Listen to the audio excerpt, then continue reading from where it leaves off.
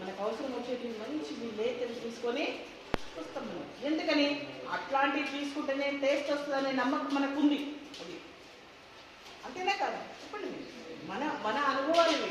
ఇక వేరే మనకు అవసరం కూడా లేదు. జస్ట్ మనం దగ్గర నుంచే మనం జ్ఞానాన్ని తీసుకున్నాం. చక్కగా ఫ్రెష్ తీసుకొని వస్తాం. మరి భగవంతుడు మాత్రం మనల్ని యాక్సెప్ట్ చేస్తాడా? అంత శక్తిని అంత ఇచ్చేది వచ్చి కూర్చుంటే ఆయన కూడా అట్లా కూర్చొని ఉంటాడు. అందుకనే చెప్తున్నాడు శేషప్ప కవి, అప్పుడు నేను చేస్తానో చేయనో నాకు తెలియదయ్యా, అందుకనే ఇప్పుడు మాత్రం నేను చేస్తాను, విను. ఏ విధంగా ధైర్యముగా, అది చూడండి భగవంతుణ్ణి ఎట్లా అంటున్నాడు చూడండి. భక్తులు అంటేనే భగవంతునితో పెట్టుకునే వాళ్ళనా, అదే చేస్తున్నాడు ఇక్కడ ఆయన. అది శోభాయముకు ధర్మపురమును వసించు ఓ నరసింహస్వామి, నీవు దివ్యాభరణములతో ప్రకాశించు వాడవు, పాపములను పారద్రోలు వాడవు, దుష్టులను శిక్షించు వాడవు. తండ్రి, బొందిలో ప్రాణమున్నంత వరకు నిన్ను భజించుట మానను. నాకు చాతనేనన్ని రోజులు నిన్ను స్మరణ చేయడము, నీ నామ సంకీర్తన చేయడము నేను మరవనయ్యా అంటుడు శేషప్ప కవి. చూడండి, బొందిలో ప్రాణమున్నంత వరకు నిన్ను భజించుట మానలేను. మరణకాలమున యమభటులు ప్రాణాలను తోడివేయేటప్పుడు కఫము వాతము అవరోధములు కాగా నిన్ను స్మరణ చేయగలనో లేదు స్వామి. కనుక నేడే, ఇప్పుడే, ఇంక రేపు కాదు, పంచమి రోజు ఇవి కాదు, ఇప్పుడే ఇది చెప్తున్నాడు స్వామి. కనుకనే నేడే భక్తితో నిన్ను సేవిస్తాను, నా మొర ఆలకించవయ్యా. సమయాలు ఎప్పుడు సానుకూలంగా ఉండవు, కదిలే క్షణాలు కాలుని సంధానానికి. ప్రతి క్షణాన్ని భక్తితో పురితం చేసుకుంటే మృత్యువులో కూడా పవిత్రతే ఉంటుంది. భాగవతం అంతా విన్న తర్వాత తక్షకుడు కాటేయడానికి వస్తూ ఉంటాడు పరీక్ష మహారాజు. శుకబ్రహ్మ మొత్తం భాగవతం చెప్పిన తర్వాత నాన్న వస్తూ ఉంటాడు. టైం వచ్చింది కాబట్టి, ఋషి శాపాలు ఉత్తగ మహాత్ములే కాబట్టి వస్తూ ఉంటాడు తక్షకుడు. పరీక్ష మహారాజును కాటేసే సమయం వస్తూ ఉంటాడు. అసలు అలా వచ్చి ఒక్కసారి పరీక్షను చూసి అలా నిల్చుడిపోతాడు తక్షకుడు. నేను ఎవరిని కాటేయాలి, ఎలా వెలిగిపోతుంది పరీక్ష మహారాజు భాగవతం విని. ఇక్కడ నేను కాటేసేది దివ్యంగా వెలిగిపోతుందంట కాదు. ఎందుకంటే భాగవతం మొత్తం విన్నాడు కదా, అలా మొత్తం కుంతుడైపోయాడు. ఆ జీవన్ ముక్తుని నేను ఎక్కడ కాటేయాలి అని అలా నిలిచిపోయింది తక్షకుడు.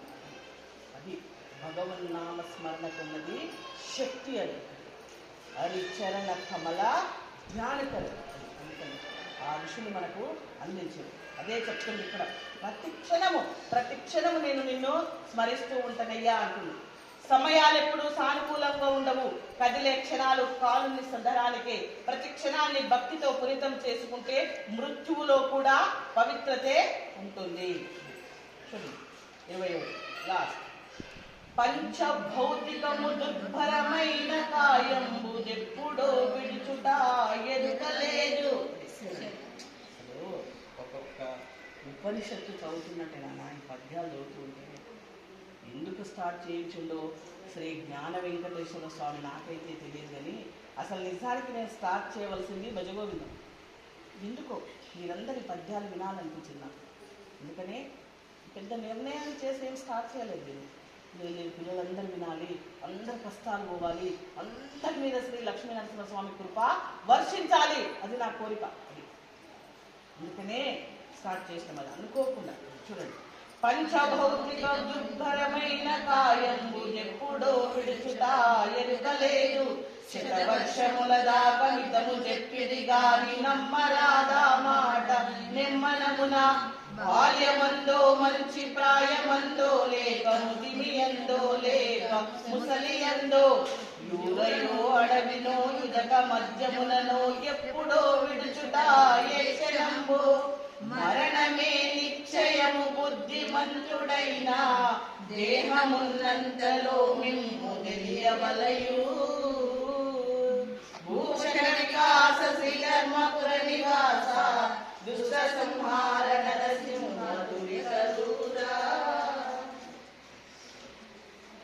20వ పద్యము, నువ్వు పుట్టిన విన్నావా మీ డెత్ స్టార్ట్ అయిపోయింది. అది జ్ఞానికి తెలుసు, అజ్ఞానులకు తెలియదు. ఎందుకని పుట్టిన ప్రతి ప్రాణి చావడం తథ్యం చూస్తూ ఉన్నాం. మన పక్క నుంచి కదిలిపోతూ ఉన్నారు, కానీ మనం మాత్రం మేలుకో. అది అందుకనే చెప్తున్నాడు, ఎట్లాగైనా ఈ కాయ వదిలేయాలయ్యా. ఎక్కడ మంచిగా నేను పరుపు మీద చనిపోతానని నాకు తెలుసా, లేకుంటే ఏ ఊర్లో నన్ను పక్క ఊర్లో పోతానని నాకు తెలుసా, లేదా అడవిలో ఎక్కడైనా పడిపోవచ్చు, ఎప్పుడు పిలుపు వస్తే అప్పుడు పోవలసిందే, అది నాకు తెలుసయ్యా అంటుడు శేషప్ప కవి. అందుకనే చెప్తున్నాడు, ఈ దేహం ఎప్పుడైనా పోయేదే, ఎప్పుడైనా రాలిపోయేదే, అది నాకు తెలుసు, అది తథ్యం. అందుకే ఉన్నంతలో ఉన్నప్పుడే నేను నీ స్మరణ చేస్తా. నేను సంపాదించను, అదే సంపాదన నాకు అంటుంది.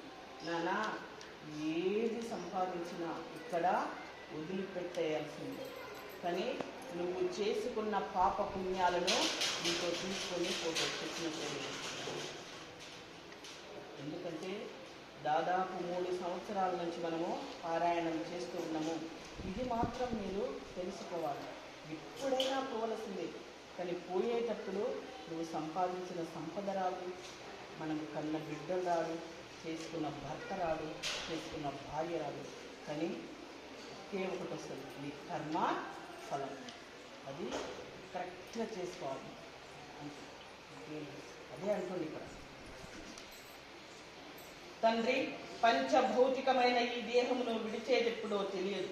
100 ఏళ్ళు అంటున్నావు అంటే 100 ఏళ్ళు అంటారు, కానీ 100 ఏళ్ళు బ్రతుకుతామనే నమ్మకం ఉందా, గ్యారెంటీ ఉందా, బాండ్ కనుక ఏమైనా ఉందా మన దగ్గర? లేదయ్యా అంటుండ ఆయన. అది అందుకనే అంటుంది, ఉంటుందని అంటారు, కానీ ఆ మాటను నేను నమ్మలేను. బాల్యంలో పోవచ్చు, యవ్వనంలో రాలిపోవచ్చు, కౌమార్యంలో రాలిపోవచ్చు, వృద్ధాప్యంలో ఊడిపోవచ్చు, ఊరిలోనో అరణ్యములోనో నీటిలోనో ఎప్పుడో ఏ క్షణాలను విడుచుట తథ్యము కదా. అది అసలు బంధువుల దగ్గరికి వెళ్ళాడండి, రాత్రే మాట్లాడాను. నేను వినే చెప్తున్నా మీకు, రాత్రే మాట్లాడానండి. బంధువుల దగ్గరికి వెళ్ళాడు, ఏదో అక్కడికి పోయి హాయిగా సంతోషంగా ఉన్నాడంట. ప్రొద్దున లేపురామంటే లేవండి. ఆఫీస్కి వెళ్ళిండు, హాయిగా నేను టిఫిన్ కట్టించిన పొద్దున భార్య చెప్తూ ఉంటుంది, టిఫిన్ కట్టించిన, మధ్యాహ్నం లంచ్ చేసిందంట. హాయిగా ఆఫీస్లో వస్తూ ఉంటే యాక్సిడెంట్ అయ్యి విన్నయే చెప్తున్నా నేను. ఇంతమంది ఆత్మీయులను పోగొట్టుకున్నారన్న, ఇప్పటికే ఇంతమంది మనతో ప్రేమగా ఉండేవారు, ఇంతమందిని పోగొట్టుకున్నాం. అసలు వాళ్ళని పోగొట్టుకుంటామని మనం అనుకున్నామా? లేదు, చూస్తూ ఉన్నాం, కానీ మేలుకోవడం లేదు. అదే చెప్తుంది ఇక్కడ. యవ్వనంలో రాలిపోవచ్చు, కౌమారంలో కాలిపోవచ్చు, వృద్ధాప్యంలో ఊడిపోవచ్చు, ఊరిలోనో అరణ్యములోనో నీటిలోనో ఎప్పుడో ఏ క్షణమో విడుచుట తథ్యము. దేహం ఉండగానే బుద్ధిమంతులు నిన్ను తెలుసుకోవాలి చెప్తుంది. బుద్ధిమంతులను జోడించుండి అని, ఎందుకంటే దీపం ఉండగానే ఇల్లు చక్కబెట్టుకోవాలి అంటారు కదా నాన్న, అది ఉంది కింద సామెత. అందుకనే చెప్తున్నాడు, మనము ఆ విధంగా మనకన్నీ చాతనైనప్పుడే భగవంతుని స్మరణ చేయాలి, కీర్తించాలి, స్మరించాలి, అన్నీ తెలుసుకోవాలి. కళ్ళున్నప్పుడు కొన్ని రోజులు చూడండి, నేను అసలు స్పెట్స్ మర్చిపోయిన ఈరోజు చదివిన, టైం వేస్ట్ కావద్దని ఒక్కొక్కటి స్టార్ట్ చేసుకుంటూ వచ్చిన. టైం అయితే వేస్ట్ చేయలేదు. ఆ విధంగా కొన్ని ఏళ్ల క్రితం నేను స్పెట్స్ లేకుండానే చదివిన, ఇప్పుడు స్పెట్స్ ఉంటే చదివిన, ఇంకా 4 రోజులు అయినాక స్పెట్స్ ఉంటే కూడా చదవకపోవచ్చు. అది ఎందుకంటే కాల ధర్మం అది. అందుకనే చెప్తూ ఉన్నాడు ఇక్కడ, ఆ విధంగా అన్ని పని చేసేటప్పుడే భగవంతుణ్ణి తెలుసుకోవాలి అంటున్నాడు. ఎందుకని? దీపం ఉండగానే ఇల్లు చక్కబెట్టుకోవాలి అని సామెత కదా, అది జరగకపోతే గత జల సేతు బంధమే అవుతుంది. ప్రపంచంలో ఈ దేహానికి గ్యారంటీ లేదు, ఎప్పుడొస్తుందో వారంటీ తెలియదు, పోయే దశ తెలియదు, దిశ తెలియదు. జీవి రాక దేహం పోక ఎప్పుడో ఎలాగో ఎవ్వరికి అర్థం కాదు. నెక్స్ట్ 21 చూద్దాం. జ్ఞాపకం చేసుకోండి, మంచి గ్రంథం ఉంటుంది మాఘమాసంలో, మిస్ కాకండి. చాలా మంచి గ్రంథం, కాకపోతే మీకు